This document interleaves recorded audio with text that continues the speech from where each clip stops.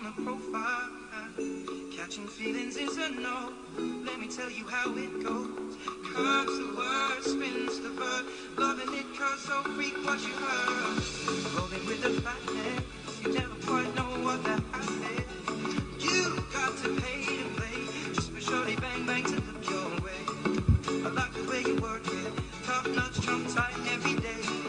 You're blowing my mind, baby, in time. Maybe I can get you in my ride. I like the way you work it, no diggity.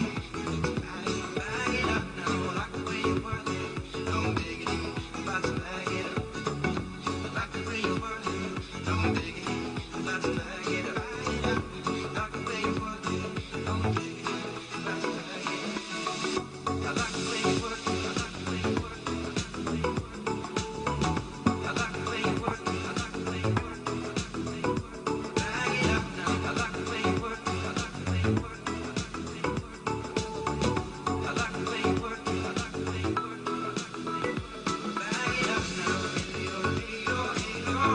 Down there looks good. Play on. Bag it up now. Down there looks good.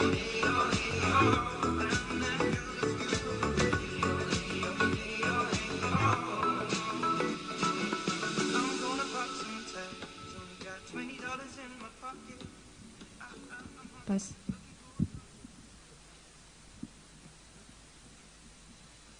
Good day, everyone. How's your lunch? Okay. I would like to say thank you for coming. Welcome to XBlockchain Summit. My name is Corry, and I'm gonna be your moderator for this session. So before we get started, let's meet our panelists here. First, we have Patricia Song, Overseas Business Development from Bit-Z. Hello, Let's give everyone. applause. Very nice to meet all of you here. And also Dani Baskara, founder and CEO of Exanium. Hello, everyone. And then Wilson Wu, Head of Business Development Asia, FBG Capital. Hey, hello guys. Good to have you here. Yep. And the last, David Kao, Head of Singapore Binance. Hi guys. So I just joined Binance, and this is my first panel, so go easy on me. Okay.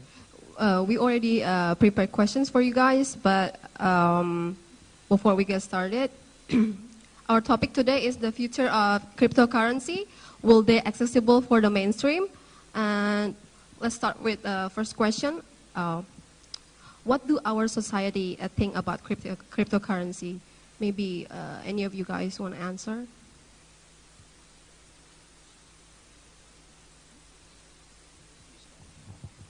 Yeah, I'll try to make it quick because we're approaching the lunch time.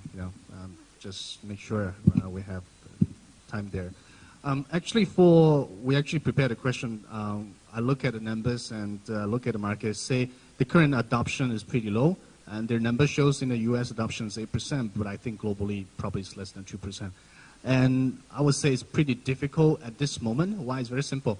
I opened my first trading account with fiat trading account, and it takes me 2 months for the KYC. So I almost forget about it. And at the time, one day I got an email that says approved. So in the process, I still have to hold my passport, write a date and signature, and take a picture. It's just way too difficult. So I would say the traditional way, like nowadays in the internet industry, we see a lot of quick access to the market. Like say, I just use my phone number, I just send an SMS, I can get my account down. That's it.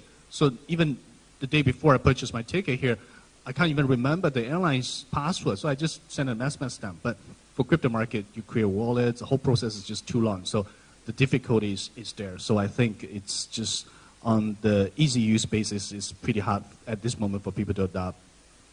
And the other thing is that I think the ecosystem is pretty weak. In China, if you see, because I stay in Beijing, and if you see, we go out, we don't have to use cash. We can use Alipay or WeChat Pay. It's just pretty convenient. The reason being is the ecosystem is there. So you can go anywhere. People say, okay, you just do WeChat or do Alipay. And it's very easy to access. So people with that ecosystem, then whatever currency or crypto on that platform works. So it's really the matter who are the players and what actually is the platform. Then the third part I think is important is stability, because on the crypto part, it's like I'm trying to pay a coffee, but on the next second actually it's like much more expensive or much cheaper. So it just fluctuates a lot. So on the speculating side, I think it's good, but on the usability, it just worries me. Just say, for example, the previous trip in Singapore Consensus, actually I treat my colleague and friends a night of chili crab. But because I borrowed in cash, I want to pay back in crypto.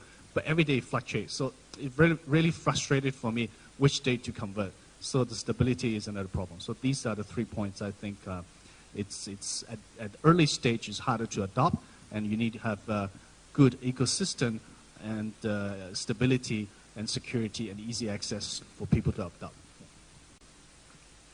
Yeah, you want to add something?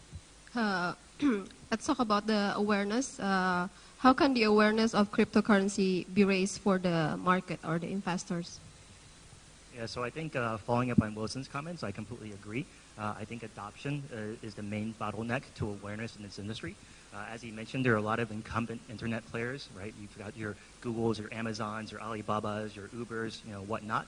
And you have a lot, something like 2,000 tokens listed on CoinMarketCap. You have 400 listed on Binance. And a lot of these projects are basically tackling the same problems that the large incumbents are doing, except these large incumbents are already multi-billion-dollar businesses. They have, tens of thousands of employees, right? They have hundreds of millions of users. So then what do you do as a token project, right? But then it's exactly the same problem that every single traditional VC-funded startup has faced in the past, right? So you have to raise money, right, which ICO has obviously done, and then you have to build a product. You have to have good product market fit. You have to address user pain points. You have to spend a reasonable amount of time and money and resources on marketing, user acquisition, building up operations or technology, right? And I think once these token projects start seeing, how do you really build a business and a platform, then hopefully we'll have a few, hopefully big token projects that come out and really gain mass user adoption, and this will raise awareness for the entire industry. How about you, Danny or Patricia? So for now, I think crypto is quite popular and in their believer, and also quite popular on some tech guy, but not popular in mainstream. Yeah, because I think not many applications that are already on the market ready for the crypto. Now cryptocurrency is only for trade, day trading. Yeah, that is my concern is we need more and more application that are already used in daily life.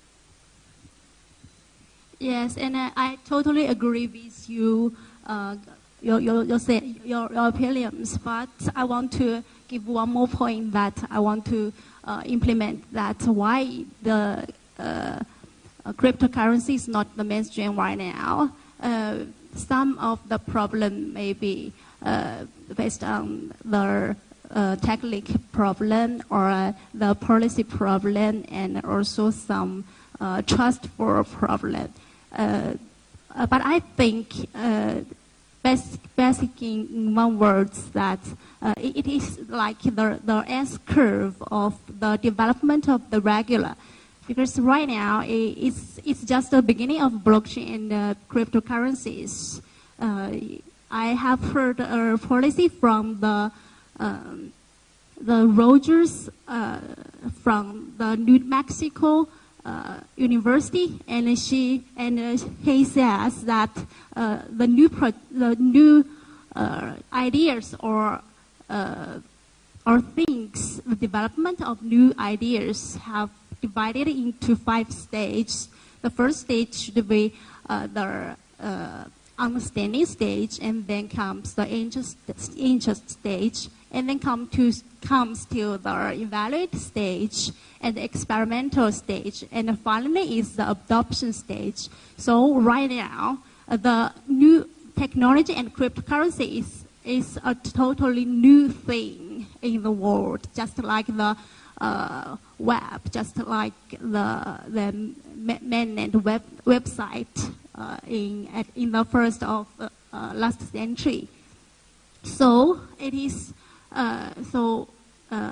I think when the new things improved to a stage and it will be adopted very soon by so many people, and when it reached more than, for example, 10 to 25% of the inhabitants, it will grow very fast.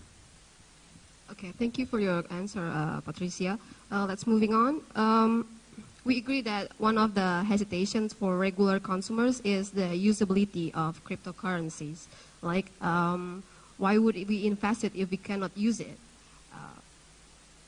What do you think about it? How to let consumer or general people use it?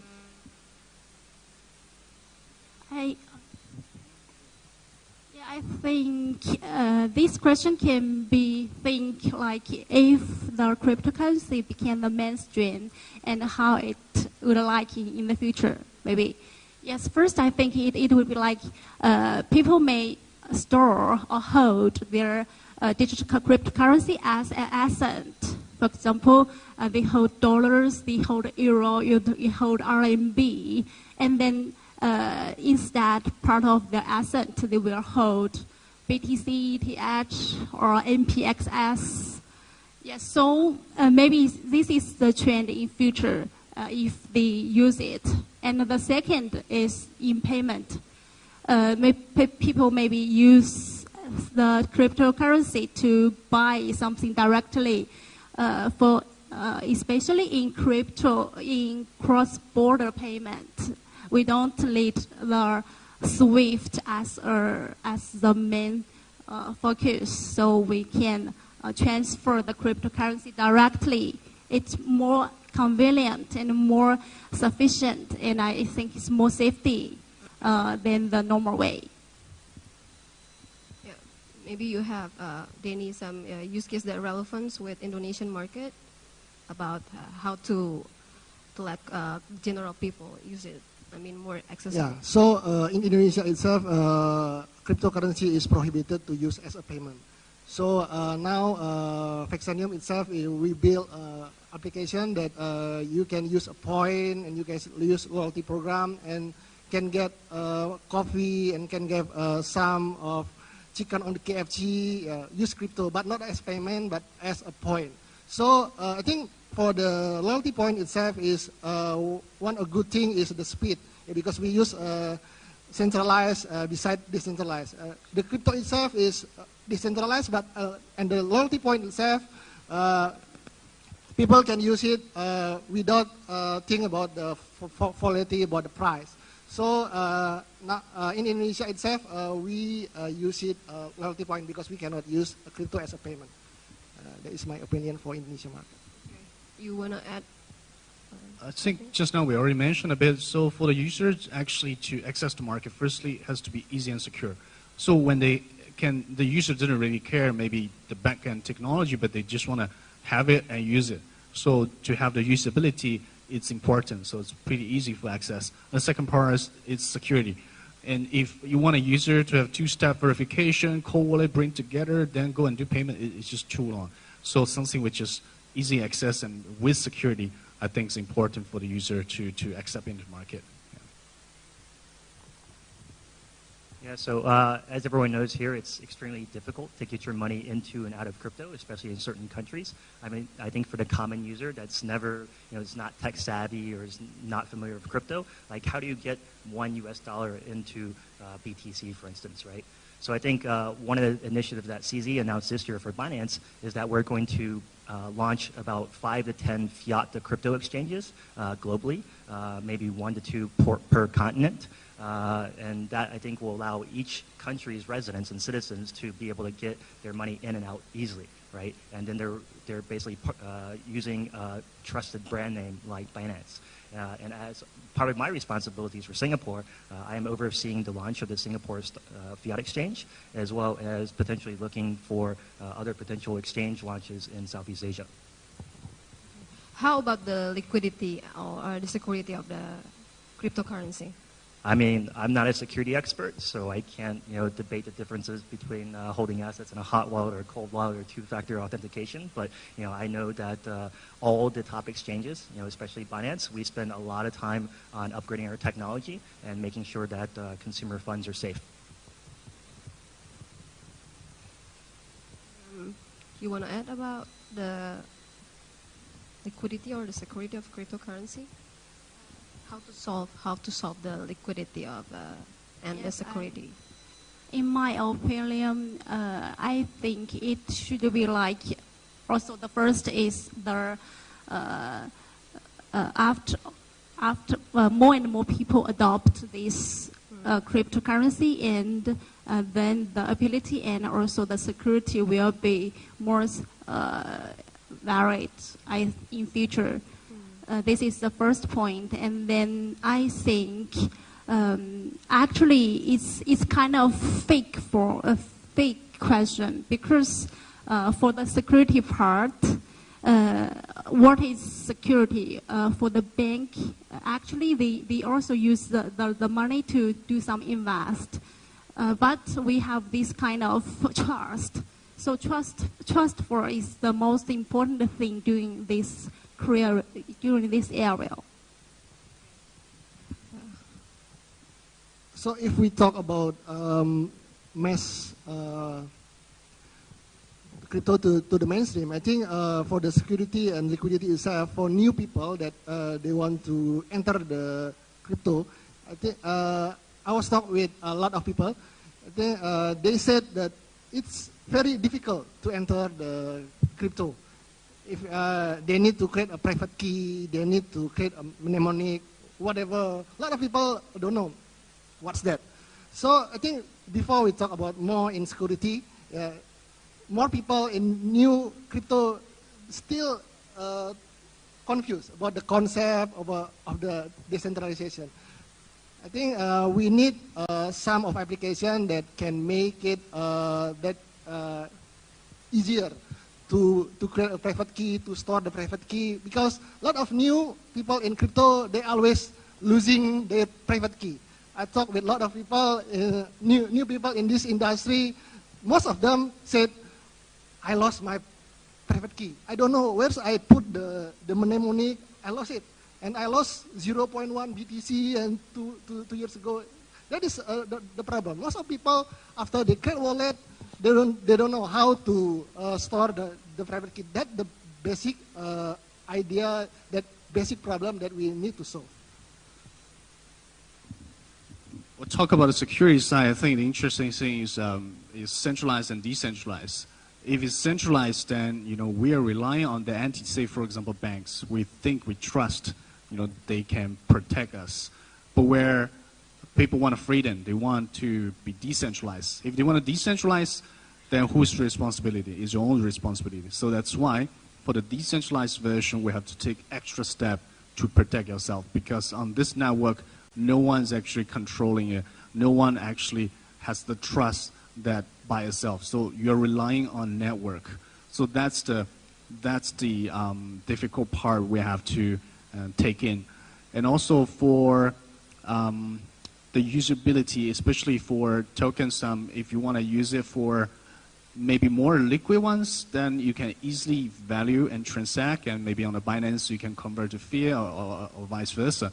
But for the illiquid ones, but we have to think about again. So many crypto, they claim their utility. Then fine, we can use on the platform itself. It's just like on the QQ coin, you can use to purchase whatever music, right? So if it's really utility, let's go back to utility. So that is something, at least is somewhere you can use. Okay. Thank you. So if we talk about when the cryptocurrency will be accessible for the mainstream, what do you think will cryptocurrency creep into the mainstream when? And maybe you can provide us some of the steps that stakeholders are taking to achieve this to the soonest. Who knows, but maybe it's on the corner, just on the corner. As you said before, there are 8% of Americans already hold their cryptocurrencies. So maybe reached 10% or more than 10%, and the adoption will be accelerated very quickly. So what my suggestion is just hold your high quality cryptocurrency. For example, BTC and XML and Ripple and MPXS to identify the high quality project and to hold the high quality cryptocurrency, because these cryptocurrency are the future of this era.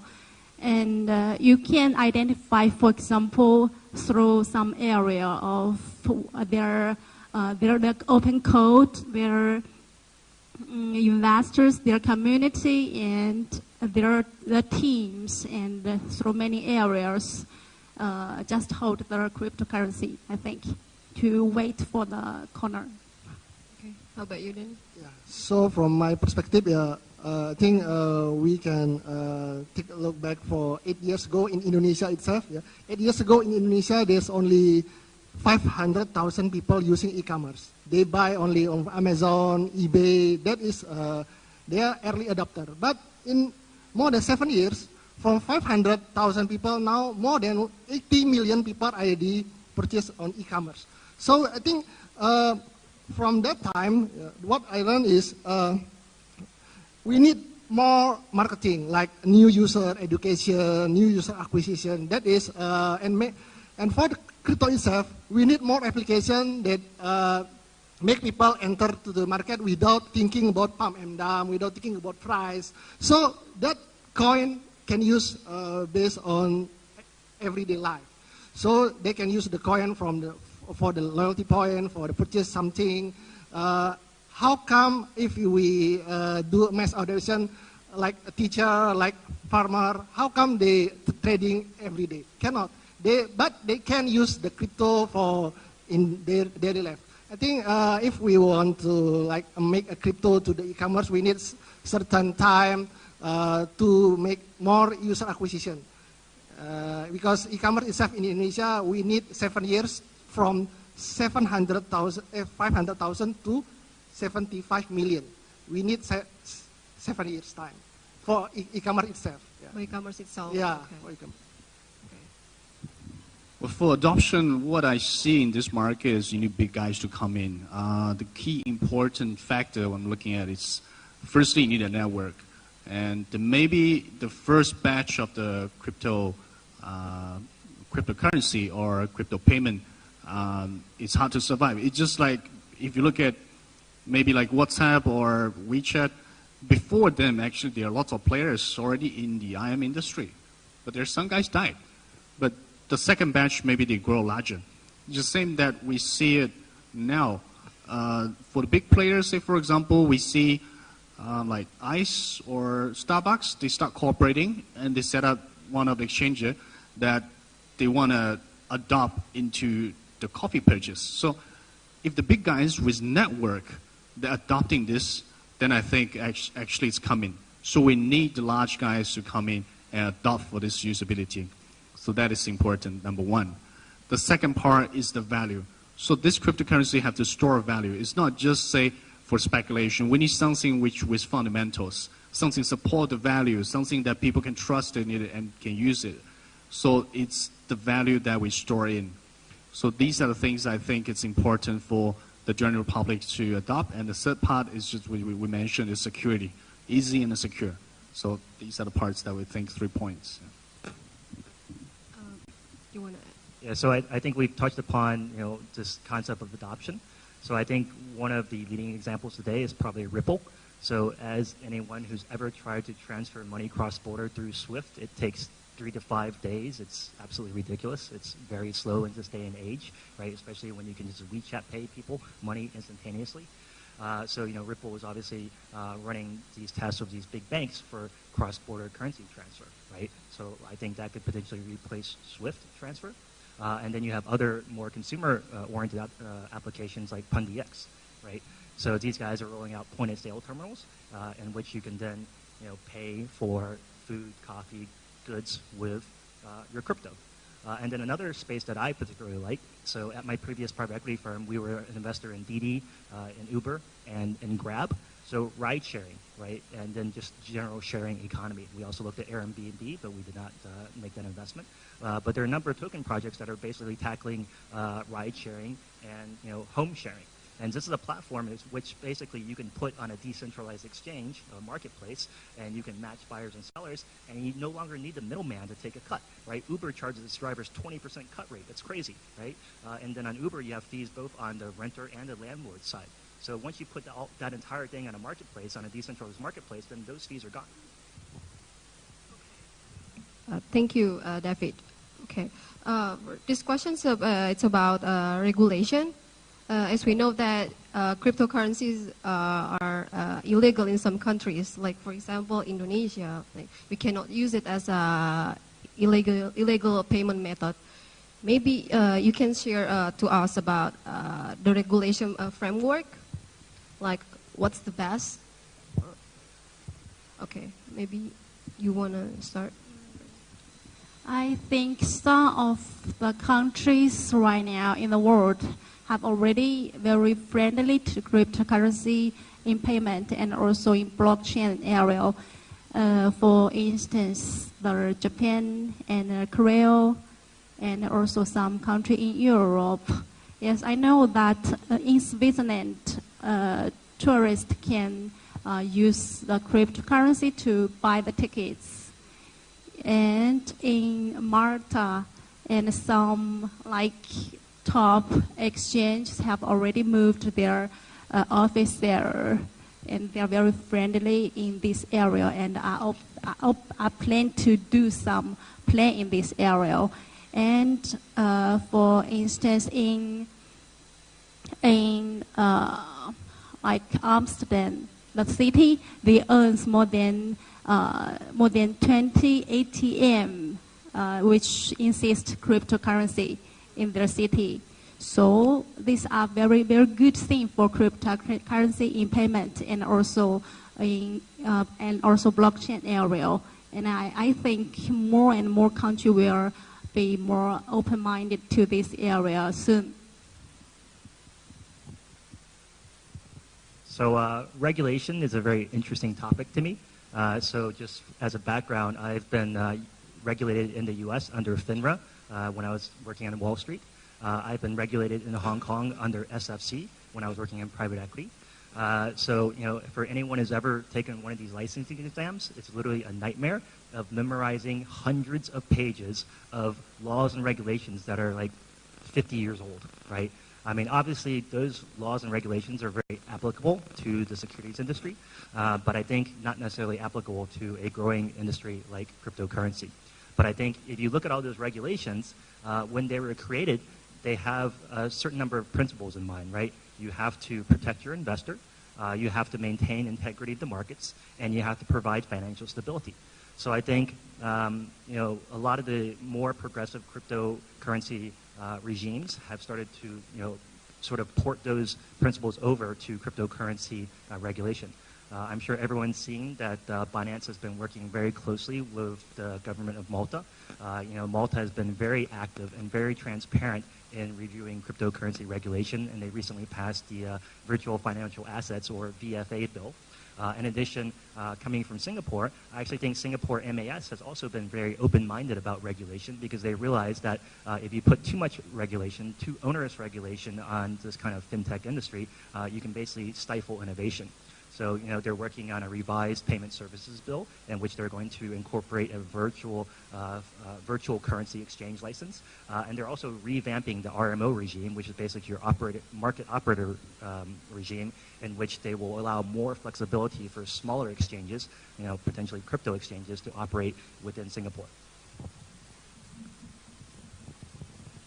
For the regulations, what we see is it's really a hard balance. For the government, if they want to control it, sometimes it's really difficult to find a sweet spot. Say, for example, if you look at Japan, it's pretty tight. If you want to do a project, I think the difficulty level is equivalent to an exchange. So in the past maybe 10 to 12 months, it's hard to see a Japanese project. Where you see in China, it's that they just totally directly banned the ICO. So in that sense, they just cut it off from the market perspective. But where we see other markets, they are more open. So I think the government perspective, you have to look at maybe more on licensing. As what David said, in Singapore, the government are reviewing on the new regulations. I think it's gonna, they're coming expectedly maybe next year.